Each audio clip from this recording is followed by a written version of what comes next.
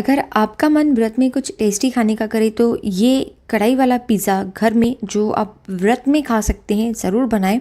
बहुत आसान है, 10 मिनट में बन जाता है। साथ ही साथ सारे इंग्रेडिएंट्स जो हैं वो व्रत के हैं। तो वीडियो को ध्यान से एंड तक देखें ताकि आपका पिज़्ज़ा परफेक्ट बने और आप व्रत में भी टेस्टी खाने का मज़ा ले सकें। सबसे पहले हम पिज़्ज़ा का सॉस बना लेंगे, झटपट वाला।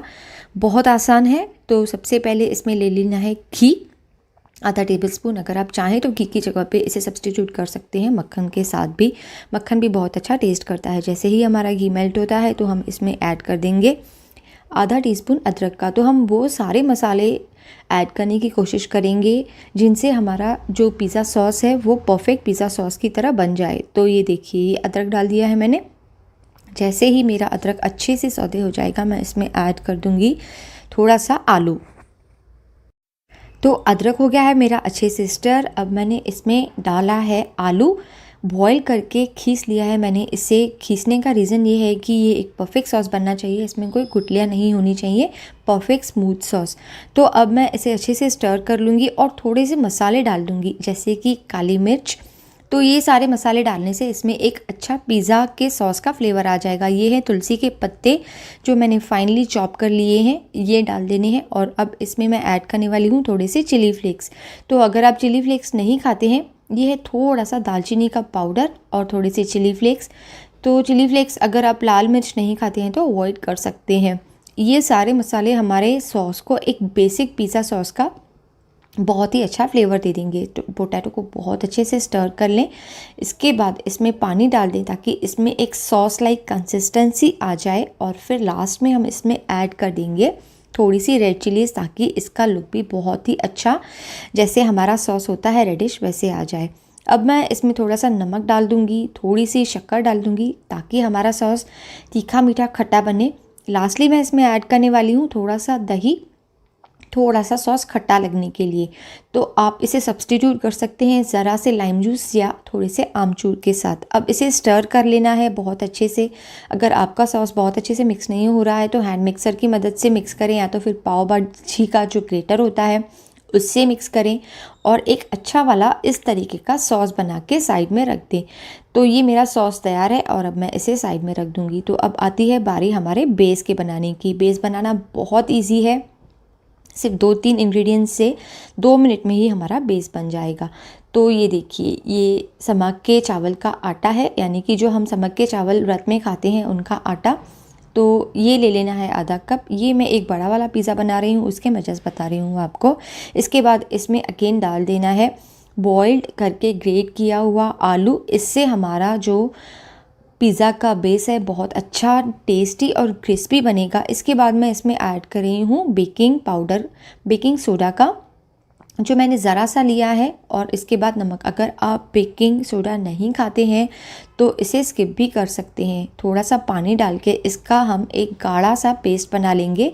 ऐसा पेस्ट बनाना है जो गाढ़ा भी ना हो, पतला भी ना हो, हमारे जैसे पकोड़े या बच्ची का पेस्ट होता है वैसा पेस्ट बना लेना है, ताकि हम इसका इस तरीके से, ये देखिए, इसे हम बहुत ही अच्छे से तवे के ऊपर स्प्रेड कर सकते हैं। तो एक नॉनस्टिक का पैन लेना है और फिर इसमें हमें एक पिज़्ज़ा बनाना है। ये देखिए, इस तरीके से पैन ले लेना है और इसमें ज़रा सा बेस में घी डाल देना है ताकि हमारा जो पिज़्ज़ा का क्रस्ट है क्रिस्पी क्रिस्पी बने, यानी कि उसका बेस खाने में थोड़ा सा कड़क हो जाए। आलू होने की वजह से ये अच्छे से कड़क हो जाता है।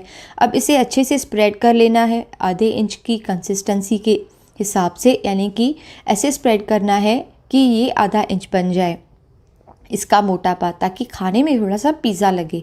इस तरीके से पूरा जो बैटर है मेरा वो मैं इस तरीके से इसके ऊपर स्प्रेड कर लूँगी।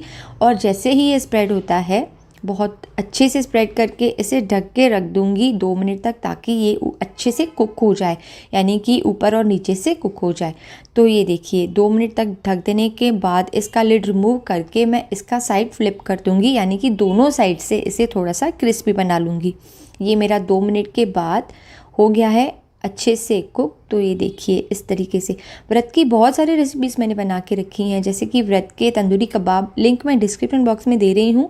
व्रत का मलाई पनीर ज़रूर ट्राई करें, बहुत आसान लेकिन बहुत टेस्टी सब्जियाँ और आइटम्स हैं।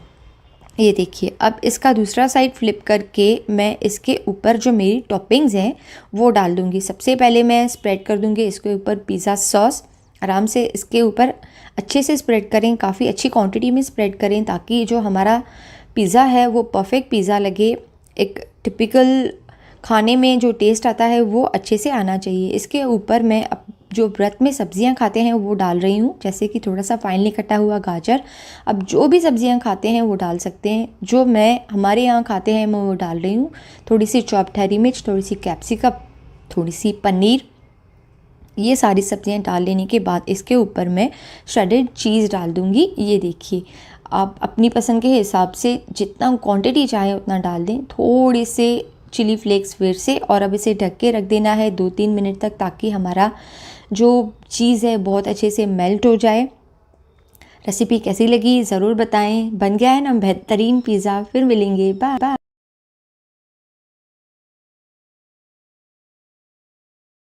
तो अब आती है हमारे मोमोज़ की बारी। मोमोज़ बनाने के लिए सबसे पहले हम मोमोज़ की फिलिंग बना लेंगे, जिसके लिए हमें चाहिए होगा थोड़ा सा ऑयल और अदरक और हरी मिर्च का पेस्ट को अच्छे से सौते कर लेना है, क्योंकि हम इसमें लहसुन नहीं डाल रहे हैं तो हमारा पूरा टेस्ट और तीखेपन का डिपेंडेंसी अदरक और हरी मिर्च पे है। तो अच्छी खासी क्वांटिटी में डालें। ये मैं 5 से 6 मोमोज़ के लिए डाल रही हूँ।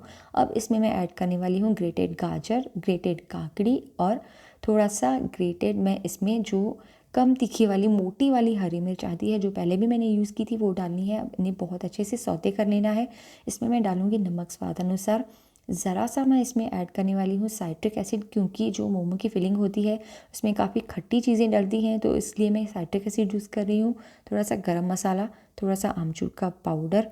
अगर आपके पास साइट्रिक एसिड नहीं है तो आप इसमें यूज़ कर सकते हैं लाइम जूस ज़रा सा। अब मैंने इसमें ऐड किया है थोड़ा सा सूंठ का पाउडर, यानी कि सूखी अदरक का पाउडर, और ज़रा सी शक्कर, क्योंकि जो मोमोज़ की फिलिंग होती है वो थोड़ी सी खट्टी मीठी होती है।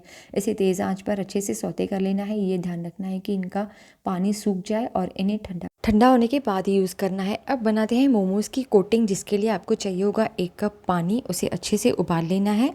उसका नमक डालना है पानी में और थोड़ा सा घी डालना है।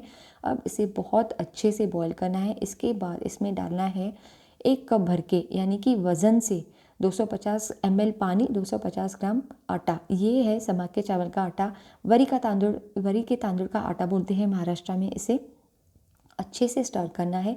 तब तक स्टर करना है फास्ट वाले हाथों से जब तक आपको लगे कि आटा गर्म पानी में बहुत अच्छे से भीग गया है, और गैस बंद कर देना है। जैसे ही आपका आटा भीग जाता है तो इसे ढक के रख दें 5 मिनट तक, ताकि बहुत अच्छे से स्टीम हो जाए। जैसे ही आपको लगे कि आपका आटा बहुत अच्छे से स्टीम हो गया है तो आप ये जो आटा है इसे इस तरीके से बनना चाहिए बहुत अच्छे से। तो ये देखिए, इसे मैंने बाउल में डाल दिया है। अब मैं इसे बहुत अच्छे से मसलूँगी। पहले बाउल में मसलूँगी इस तरीके से, इसके बाद इसे मैं रोलिंग बोर्ड पे मसलूँगी ताकि इसमें कोई भी क्रैक ना हो, थोड़ा सा इसमें फ्लेक्सिबिलिटी आ जाए, यानी कि इसे हम अच्छे से बेल पाएँ। इतनी ठंडा करके फिर ही यूज़ करना है। अब आती है बारी हमारी आउटर फिलिंग की। वो ही डो हमने लिया है जो हमने पराठों के लिए यूज़ किया था। इन्हें बहुत अच्छे से पतला वाला बेल लेना है। अगर बेलने में तकलीफ़ हो तो आप ज़रा सा आटा लगा के इसे बेल सकते हैं, और इस तरीके से इन्हें अच्छे से शेप दे दें। सबसे पहले आप शेप दे दें, और जैसे ही शेप देके हो जाता है तो हम इनके अंदर फिलिंग भरेंगे और फिर इन्हें बंद कर देंगे। जब आप इन्हें शेप दे रहे हैं तो बीच में आप इस बात का ट्राई करें कि आप जो हमारा पानी है, स्टीमर है, कढ़ाई में पानी गर्म करने के लिए रख दें, ताकि हम जो हमारे मोमोज़ हैं फटाफट बॉईल करने के लिए रख सकें। अगर आप चाहें तो ये मोमोज़ हल्की आंच पर तेल पर भी फ्राई कर सकते हैं। बहुत ज़्यादा टेस्टी लगते हैं फ्राइड मोमोज़ की तरह। तो ये देखिए, मैंने पहले से ही पानी गर्म करके रखा था। अब इन्हें 10 मिनट तक स्टीम करना है। हमारे गज़ब के मोमोज़, व्रत वाले मोमोज़ तैयार हैं। मैंने इन्हें सर्व किया था खट्टी मीठी जो व्रत वाली चटनी होती है उसके साथ। आप किसी भी चटनी के साथ या सॉस के साथ इसे सर्व कर सकते हैं।